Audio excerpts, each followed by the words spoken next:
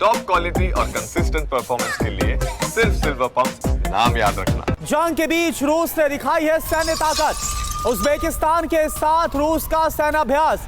टर्मेज में उज्बेकिस्तान रूस की मिलिट्री ड्रिल। ये देखिए तस्वीरें, आसमान जमीन से हमले की एक्सरसाइज करते हुए नजर आ रहे हैं दोनों देशों के सैनिक।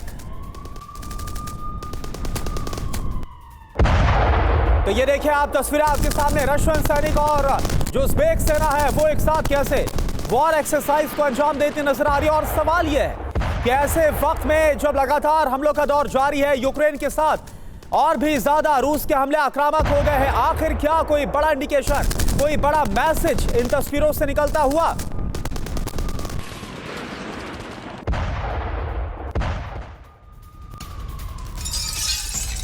और देखिए इन हमलों के जवाब में यूक्रेन की तरफ से भी बड़े हमले अंजाम दिए जा रहे हैं। रूस के रोस्तोव को यूक्रेन ने बनाया है निशाना और यहां पर कई ड्रोन अटैक की खबर सामने आ रही है। ये तस्वीरें आप देखिए, मिलिट्री एयरफील्ड पर ड्रोन हमले किए गए हैं, जमकर तबाही मची है। यूक्रेनी ड्रोन हमले से रोस्तोव में भीषण विस्फोट किस तरह से हुए, ये देखिए तस्वीर।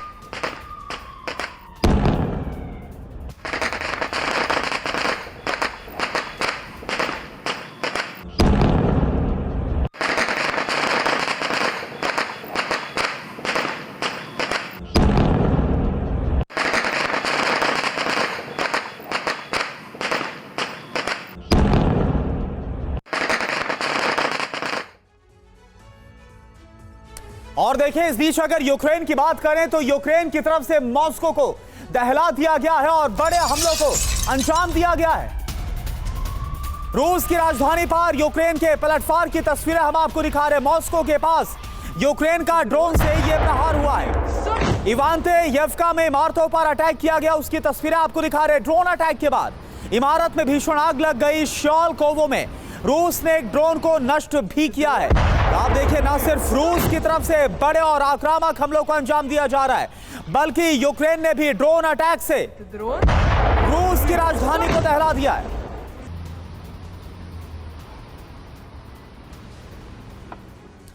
तो पुतिन को किस तरह से ज़ेलेंस्की की तरफ से ड्रोन अटैक के जरिए जो जवाब दिया गया है, मॉस्को पर जो अटैक किया गया, इसके बारे में पूरी जानकारी आपको बताते हैं। कैसे मॉस्को में आग इसके बाद चारों तरफ नजर आई। बड़ी खबर क्या है, रूस के 5 प्रांतों पर एक साथ यूक्रेन की तरफ से ड्रोन प्रहार किया गया। रूस में 100 से ज्यादा ड्रोन अटैक किए गए। 22 जुलाई इवांतेयेवका में ड्रोन से अटैक किया गया, रिहायशी इमारतों में आग लग गई। 21 जुलाई मॉस्को एमिनेशन प्लांट पर अटैक किया गया, रिहायशी बिल्डिंग को टारगेट पर लिया गया। 19 जुलाई मॉस्को पर ड्रोन अटैक किया गया। 18 जुलाई को भी मॉस्को में 12 धमाके सुने गए, दहला दिया गया। 17 जुलाई की तारीख मॉस्को में 10 ड्रोन अटैक किए गए।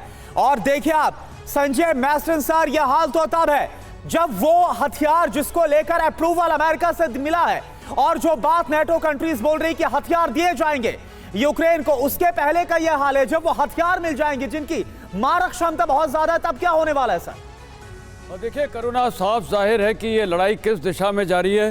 जैसे अभी मनीष ने भी बोला, मेरे को लगता है ये लड़ाई तो चलती रहेगी, क्योंकि बैटल ग्राउंड क्या है वो यूक्रेन है और कुछ हिस्से रूस के हैं। और साथ में आप देखिए लड़ने वाले कौन है, वो यूक्रेन की सेना है और उधर रूस की सेना है, और रूस को कुछ सपोर्ट नॉर्थ कोरिया वगैरह से मिला है।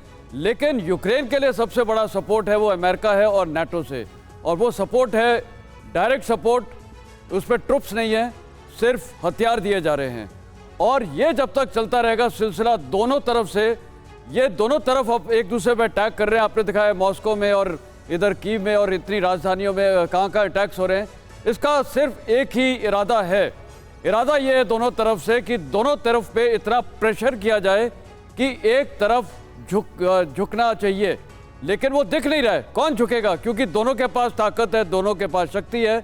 यूक्रेन के पास कुछ प्रॉब्लम्स हैं, एक तो उसके पास ट्रुप्स ग्राउंड पे लड़ने के लिए नहीं है, लेकिन उसको हथियार मिलते जा रहे हैं। पर एक समय ये आएगा शायद यूक्रेन के पास हथियार भी मिलने लगे, हथियार तो मिल रहे हैं लेकिन फायर कौन करेगा, क्योंकि यूक्रेन के ही ट्रुप्स हैं जो फायर करेंगे और उनको ट्रेनिंग भी करना है। और ये जितने भी मॉडर्न हथियार मिल रहे हैं इसको थोड़ा ट्रेन करने के लिए भी आपको वक्त चाहिए। तो यूक्रेन का यहाँ थोड़ा मेरे को पलड़ा डाउन होता हुआ दिख रहा है, लेकिन आज की तारीख में दोनों देश बराबर खड़े हुए हैं और दोनों एक दूसरे पे मार करते जा रहे हैं जी। लेकिन ऑन ग्राउंड रशिया को बहुत फायदा है, क्योंकि उसके पास बहुत भारी तादाद में टेरिटरी है और पुरानी जो क्रीमिया है 2014 में वो तो है ही।